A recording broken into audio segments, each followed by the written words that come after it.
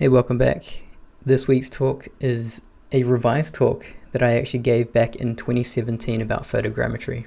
It was at an event called New Zealand Game Developers Conference, and at the time there had been a lot of photogrammetry talk. This was in 2017, so Quicksilver just announced their Megascans library the year before, in 2016. This is kind of a mishmash of a lot of things. I'd like to think I'm a little better at making presentations now, but it does go over the show and cover a whole bunch of topics. I'll just re-deliver it because the recording that was posted by NZGDC was so horrible in terms of like audio quality that I don't even tell people about it because you really can't make out any of the content. Anyway, so it's called Photogrammetry Rocks. I thought it was a clever title. A little intro to me. At the time I had released a mobile game. I don't think it's out anymore. I put a fair bit of money into it, unfortunately. Didn't do very well, but you know, the adventure was still pretty good. A couple other things about me, and we start here. For those of you that don't know, photogrammetry is just the use of photographs to make measurements, and in our case, generating models and textures from those measurements. The basic process works like this. You take a series of pictures. You align those pictures in a photoscan software, in this case, AggieSoft. You generate a point cloud. From that point cloud, you generate a high-density mesh, high-res mesh. And there you can project textures. So there you go. He just very briefly outlines the processes that are involved to get photogrammetry to work. And this was, of course, for StarWars Battlefront, very big and successful game at the time, pioneering a lot of this stuff. Here, I just wanted to outline the artifacts that you get when using photogrammetry, and they're damn near unavoidable in a lot of cases. These two slides here, this one and the following one, really to outline the texture and asset bandwidth overhead for these particular assets. So he talks about these rocks and them being two 4K textures at 55 megabytes, so 55 megabytes of memory for these two rocks. And getting it down to, below 4 megabytes. So if I go back again, there is very little difference in terms of fidelity, but you can see that the texture overhead is, over 10 times the original, which is nuts. So, if you're a technical artist like me, you're looking at this saying, how no, we're not going to, allocate 4K textures for these two rocks. We can put texture budget elsewhere. At the time, there was a lot of delighting talk as well. Unity had something quite successful.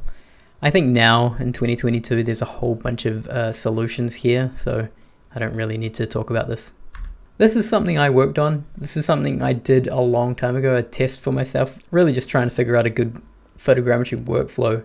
And what you're looking at is a raw scan of a shoe of mine at the time that I captured. And you can see there are artifacts on it. One thing that's very noticeable is how washy the details are. So if you compare it to this, I actually had to take it into zBrush and sculpt a lot of this detailed information just to enhance the edges here and there, the before and after. What I realized was cameras, well, the one I was using anyway, was it would do a thing where black values would just be clamped at a very high ceiling. There wasn't really any gradation within shadows, which is a problem because it just reads as one single value. And so here in the sole, you can see a lot of these tracks are just towards black. There's very little information there.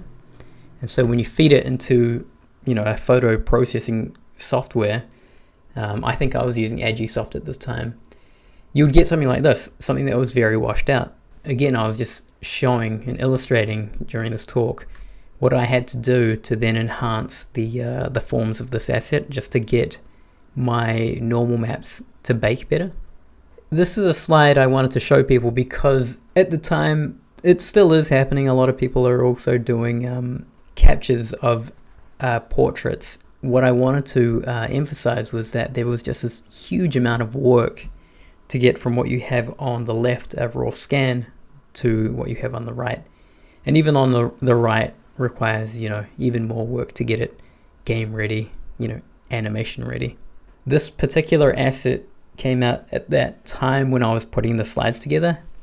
And if I go here and show you the workflow, there is a huge amount of work involved getting it from raw scan, like projection here, into what you then see here in the render. I'll include these links, but yeah, this asset is not even animation ready.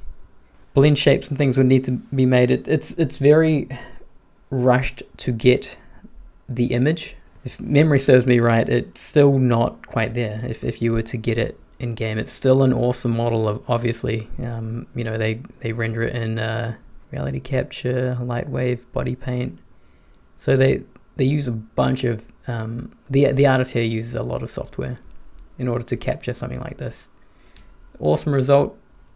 All this work is for a still image, which I thought was just a huge amount of work. I really just wanted to emphasize how much work was involved to get photogrammetry in. These were some assets I worked on for Path of Exile, early 2014. No detail maps at the time.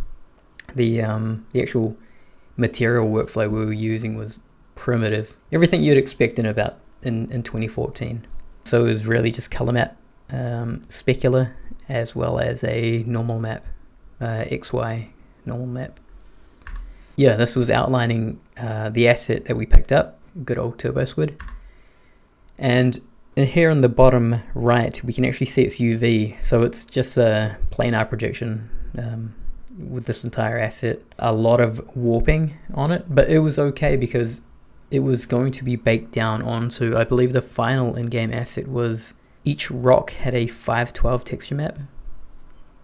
Each of these rocks, and there was, I think, 10 or 12. I also happened to catch this clip. 2013 GDC, Konami just released a trailer for their Fox engine. Over here, yeah. Yeah. First of all, congratulations on the Fox engine. It looks really good. And the second question is, Photoscan looks really cool, but how much detail you have to sacrifice when you make that model, which is hundreds of thousands of polygons, into an actually in-game asset? Okay, I understand. Let me go ahead and repeat the question if anybody. Sure. He's asking, when generating a model in Photoscan, it comes with tons of polygons. How much detail do we have to sacrifice when actually getting it in the game? Yeah. Exactly. We use a normal map in order and bake the normal map in order to overcome this limitation. Okay. Yeah. All right. I was thinking more about Polygon Count, exactly. Oh, okay. So the guy who asked the question, I think, really just threw a spanner in the whole Q&A portion here, because the answer of using a normal map to capture and transfer that detail is actually a suitable answer. He then messed it up by then saying, no, what do you do with the polygon count? And really, the in-game asset is an in-game version of the asset, but the normal map captures the high poly detail and then transfers it. So the gentleman on the left here is correct in saying that. It's just the translator and the other guy, I think, were confused, or maybe he just didn't convey his question correctly. Right, going back to rocks. So yeah, we're just going back and looking at the in-game mesh versus the raw mesh, and you can see the polygon budgets here. 5.14 million triangles on the source asset, almost 500 megabytes in file size as a OBJ. So yeah, obviously, in-game assets are way lower in terms of performance, and they have to be. A lot of this talk, by the way, of me talking about photogrammetry lends itself to what the current state is of nanite. So I feel like it's necessary for me to revise this and talk about it, just to get everyone up to speed if they are interested. Yep, looking at normal maps a little more.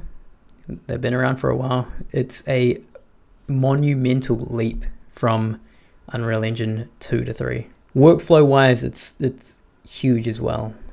You end up having to make the asset 3 times This portion I'm talking about retopology because at the time, I guess now, retopologizing an asset is still a concern, and this is probably the best solution at the time. It was the zRemesher, and it was doing a pretty decent job. This was another thing that people don't really watch out for, and it's trying to illustrate where when you have a circle, imagine this green circle here is your high poly source asset, just a cross section of it, and if you were to snap points to it to create your low poly mesh, you actually lose a lot of this volume here.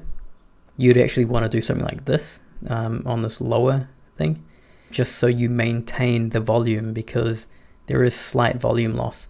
At very low poly representations of source assets, you can actually get a lot of volume loss. This was another thing that really bothered me, because you would see large companies run an automatic mesh reduction and ship it, and they were happy with that. And this is my critique on it. You do want to decimate meshes. Decimate is what zBrush calls it. Maya would call it a reduction. But what you would do is you would run this operation to give you something to go off, and then you should go through and correct these things, enhance silhouette. And so that's what this slide was talking about. So you should have a look over it before committing to that mesh. Bad normal maps. On the left here, you've got a normal map conversion. This is something pretty common. You just get a photo, run it through. I guess you would do it in Designer now. It would just give you pretty bad normal maps. I don't know of anyone who is still doing this kind of thing. It's really dirty, and you really discourage this kind of workflow because it's so dirty. And on the right here, you've just got an asset where it has these large normal map gradations, and this is another thing to avoid, because as soon as you break up this mesh, your normals may do something else and you'll have this horrible artifact. Yeah, so you want to avoid things like this in normal maps. Just some more examples of bad normal maps. I don't need to go into this. Just freeze frame and have a look for yourself if you don't like it. All right. So we go back to these rocks that I opened the presentation with, and this is, if you have a look here on the left, that's the UV map. I would tell new artists coming in, like, hey, try to push UV shells, because you won't be able to revise them ever. Like, as soon as you commit assets to UVs, the UV is set, and it's a lot of work to then revise it. So I would always encourage artists to use as much of the 0 to 1 UV space as possible, which is what you're looking at on the left. And on the right is just a checker map applied to the asset. You can see there's slight warping here and there, and if I was to redo it again, I would address them with my knowledge. But come on, it's an old asset. It's almost 10 years old. Some bakes and the in-game mesh.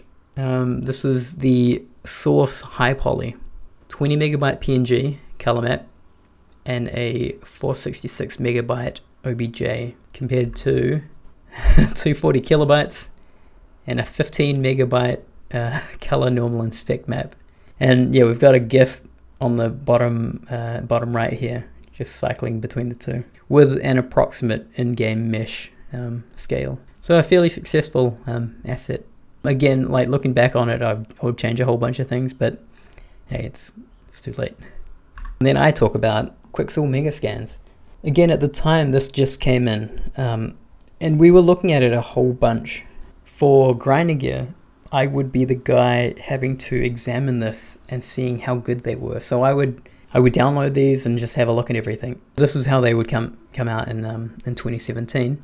On the left, it looks okay. You can tell it's it's dead leaves on a moss-covered rock. But then on the right, it's hot garbage. These are really, this is how photogrammetry is interpreted.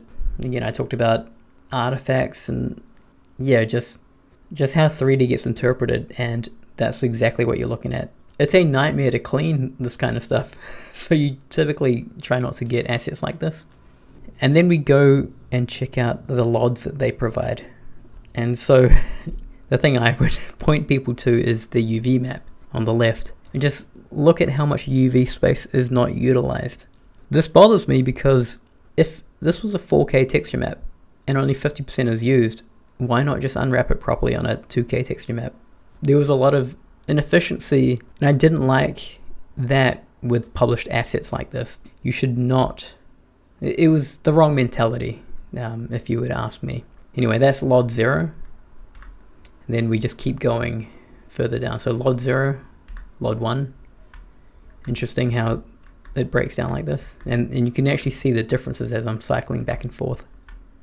I'll go to LOD 2, LOD 3, and LOD 4, LOD 5. So you can see that at LOD 5, it's unusable. You should not, how can they go about providing assets like this? Who's checking off on this where it's just got massive, issues with their normal map? I just couldn't believe that this was like on a shipped product. Photogrammetry aside, like, the technology is cool, and there is a time and place.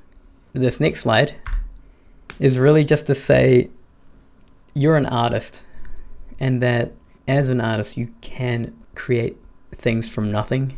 And the point here was, look, if you need rocks, and there's a whole library of rocks, but if you're going to make things that don't exist, this is a very powerful thing, and you should use that. And that was the point here, that photogrammetry is very limited, whereas what you can create should not be limited. Wrapping up, there you go. Photogrammetry is limited, unless you want rocks. Geometry reduction tools are currently garbage, and in 2022 I'd still say that's kind of true. Number 3, never trust 3D applications. And that's more of like, figure out how the tool works and then use it to how you understand it, or to how it's working. Good UVs are underrated. Standard unwrappings for chumps. And artists. It's a very loaded word, artists. And it's very broad. But yeah, I still agree that being an artist and someone that can create is very powerful. And this is just a nice way to end my presentation. I think this is a very destructive comment, right? I mean, is that really empowering our future generations here? I'd like to change that to this.